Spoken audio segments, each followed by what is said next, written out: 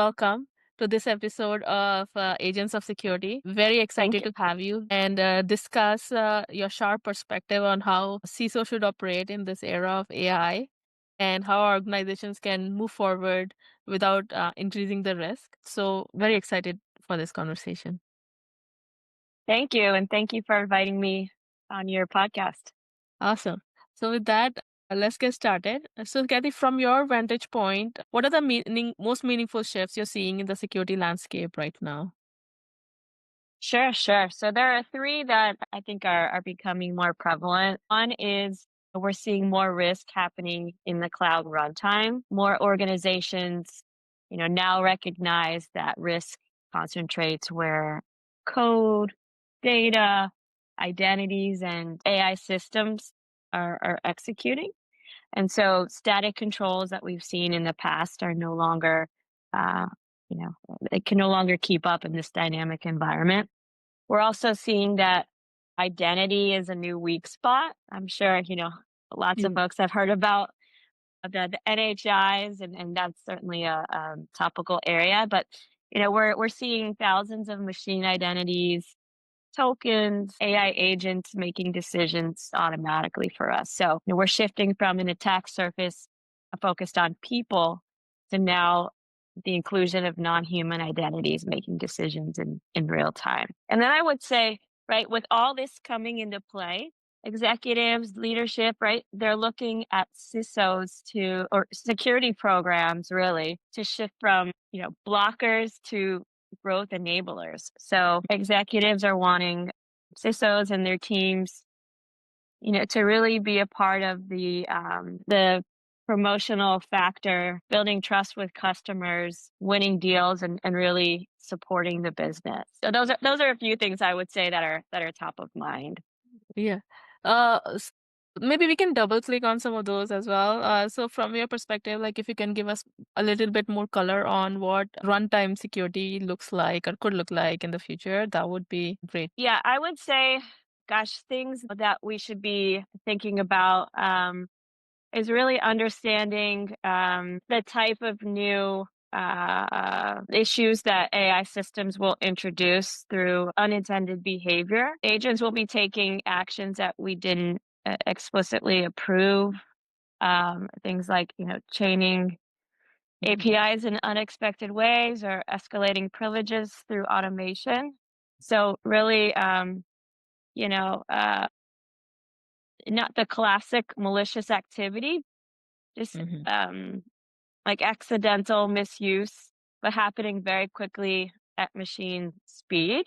And, you have that, and you have workloads that are being spun up so quickly. It's really hard to monitor everything that's going on. And so, yeah, with all these things happening, right? I think you're really going to need to keep pace and think in a dynamic way because you're not necessarily thinking about the network perimeter anymore and Hmm. entering through a static data storage through very specific channels. There's Hmm. a lot of ways that you can find yourself in the cloud runtime. That makes sense. That makes sense. And then, from your perspective, what are some of the new or the evolving threats patterns that you're seeing that a lot of security teams might not be accounting for right now? Sure. So I would definitely say, right, it's that unintended agent action that we just spoke about, and of course, that cloud control plane. So API keys, service accounts, and non-human identities, again, those are things that we have to take into account.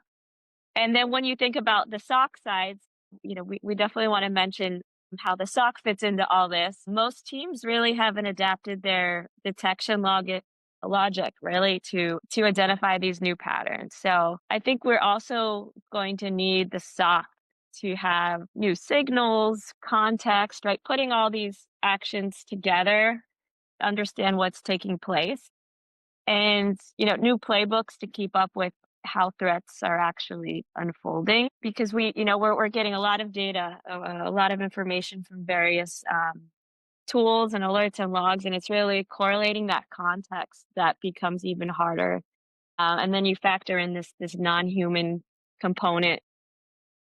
So you really have to Yeah. think about, how you can really get that visibility into your, your tech stack.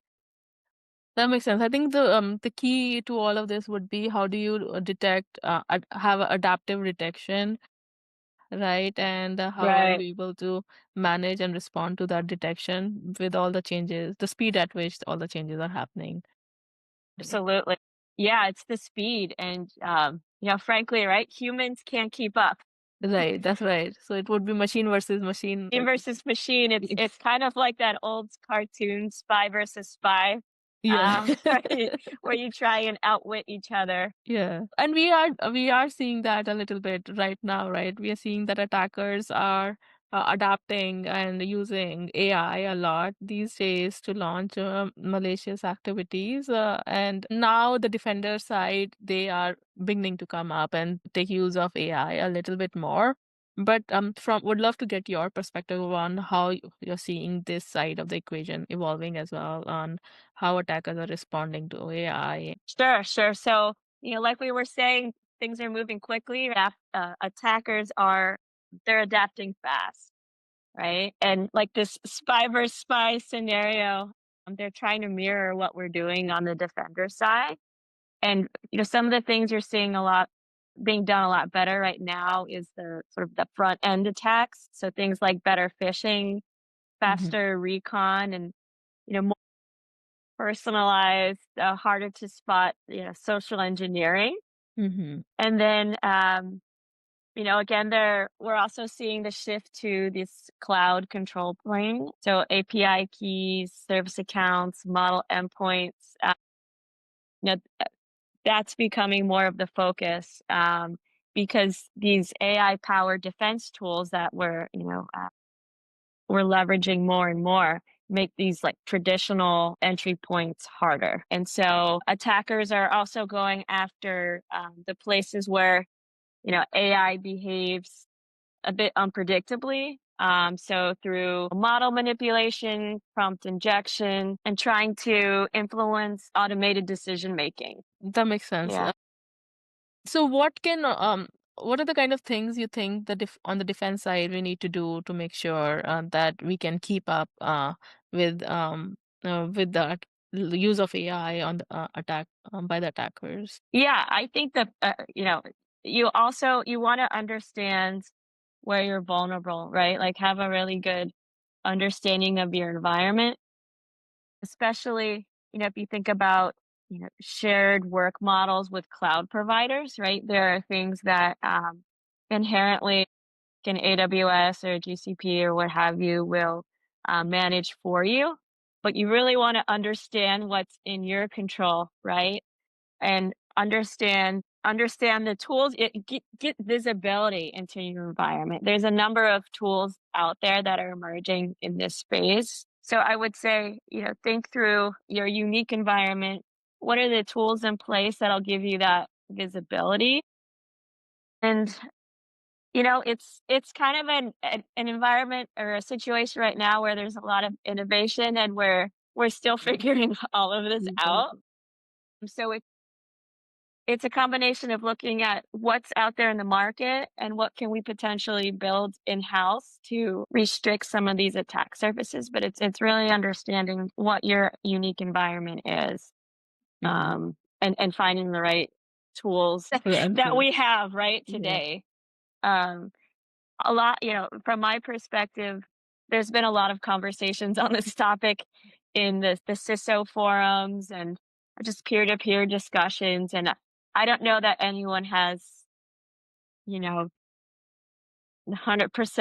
foolproof Mm-hmm. answer, Mm-hmm. but we're starting to learn from each other. And I think just recognizing where you need to grow and um, you know, better enhance your security controls in your environment is a good start. Mm-hmm. That makes sense. I 100% like it because it's evolving so fast. We need to adapt on the defense side equally fast as well. So on that note, you mentioned soccer. a bit earlier, which areas of SOC do you think AI can meaningfully improve today, and which you think would be fundamentally still remain with humans? Sure, sure. So I'd love to get your insight on this too, since this is your Mm. wheelhouse. But what we're seeing is AI is already helping the SOC with high volume repetitive work, alert triage, noise reduction, log correlation, and even things like incident summaries, right? That first Mhm. draft investigation report that some Yeah. sometimes doesn't happen as quickly as you'd like. And then we're also seeing that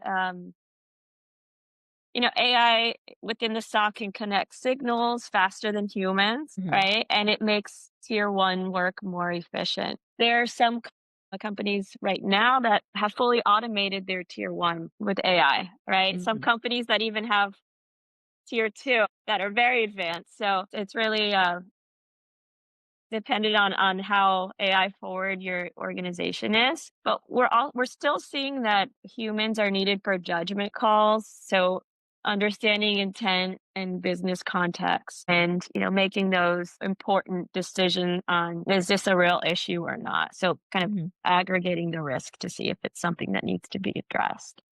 Mhm. Yeah. Yeah.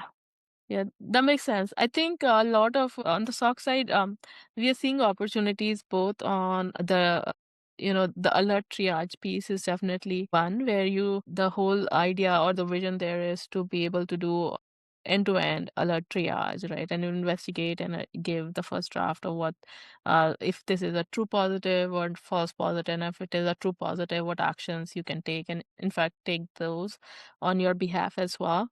But I think a lot more, like going back to our earlier discussion around Mhm. adaptive defense, right? There is a lot more room or a lot more opportunities on that adaptive defense side is where like how we are thinking about this space. So a lot more around proactive threat hunting that we can do in your environment to figure these things out. A lot more around adaptive detection rules that we can write based on what we are seeing and build those, test those in a simulated environment, and then actually help you deploy those in your environment. So those are some of the untapped area where unless you tie, like we had Anton in our podcast last week, and he was iterating the same point that unless you tie the detection, it is meaningless to just look at alerts because alerts are a byproduct of the detection rules that you're writing. So that's how we think Yeah. about this space as well. Um, Absolutely. And I think in the future, right, AI will make these decisions for you. Right? yeah. It'll act on your behalf and be more autonomous. So that'll be really interesting to see how things develop. Yeah, yeah. I think there would always be a line though, right? Like to your point, maybe like high stake decisions would always live with humans, and it is the low stake decisions is what they can potentially take actions on.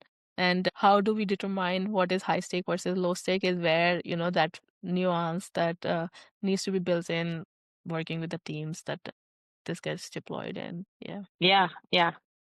Uh, Awesome. So, with the emergence of agentic AI, Kathy, how are you seeing the role of CISO evolve or would evolve in the coming years? Or maybe we can make it more broader, not just agentic AI, with all the shifts that we're seeing in the industry today. Yeah, yeah. I think it's hard to talk about shifts without talking about AI.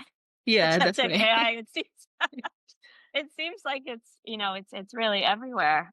It's the wave of the future and it's here now. So it's Mhm. not the distant future. But generally I think, AI, agentic AI, is really expanding the CISO role from just protecting systems, securing systems, to securing decision making. When AI agents can act across our cloud environments, like we were talking about earlier, modifying infrastructure, spinning up workloads, things like that, and moving data autonomously, you're shifting again the job from guarding perimeters to governing behavior.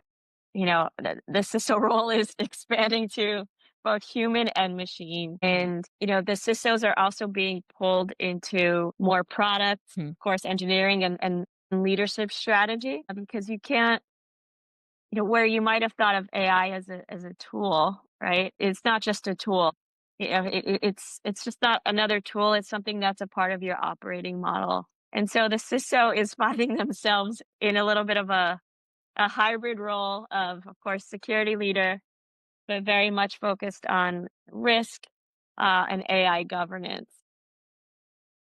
And certainly, with all this activity in the cloud runtime, the next discussion that comes up is how do all these roles, your traditional security, platform engineering, and so on roles interact in Mhm. this new landscape. So I think that's a very interesting area that we'll come to Yeah, see and how organizations potentially re-architect their structure, the engineering team structure and whatnot as well to follow the technology. that makes sense. So it looks like the role of CISOs are expanding and much more expanding beyond just, guarding the systems to thinking more strategically on how do we even incorporate AI in their own systems. Yeah, so with that, like I know that there are a lot of tools that have come up, especially on the coding side, which enable you to build, a lot of these apps in house, as you were mentioning. Like, there was somebody I read that they were able to spin up a equivalent version of DocuSign Right. in a weekend. So when it comes to like build versus buy, right? Like that goes to across all of the tools. Like how are CISOs helping drive that decision and navigate that environment? Yeah, this is a great question. And it's something that we've seen a lot of, I guess you could say, progress in from the AI development side, Hmm. with vibe coding and just, like you said, the tools additional tools that are augmenting our, day-to-day roles. So generally, right, I think that there's a few factors you want to think about in, the build versus buy decision. The first is speed versus depth. So buying gets you capabilities fast, which usually is very positive because when you realize you need something, it was yesterday. Mm-hmm. Um, but when you think about building, it lets you dig a little deeper and tailor what you're building to your architecture and risks. And then you have to think about things like talent, right? Do you have the in-house talent to build these AI systems? But not only the building, it's the maintenance. And I think most teams underestimate the long-term upkeep, right? Or, maybe the person that built it is no longer there, Mm, in a couple of years. There's yeah. usually a lot of turnover in the tech It- space too. Or you've changed priorities, right? mm. So yeah, Also the evolution of the product, right? Like maybe, yeah, yeah, like how does it keep evolving over a period of time to meet your need? Yeah. absolutely, absolutely. And Um, these discussions I think are happening more and more with all the tools that are out there. and where do you think the organizations tend to misjudge that decision of build versus buy? Where do you think they might like? Are you seeing some instance of those, and what could be leading to that? Yeah, I think, as you were alluding to, right? I think organizations they underestimate sort of the long-term cost and the complexities of building, or they think of building as a one-time feature.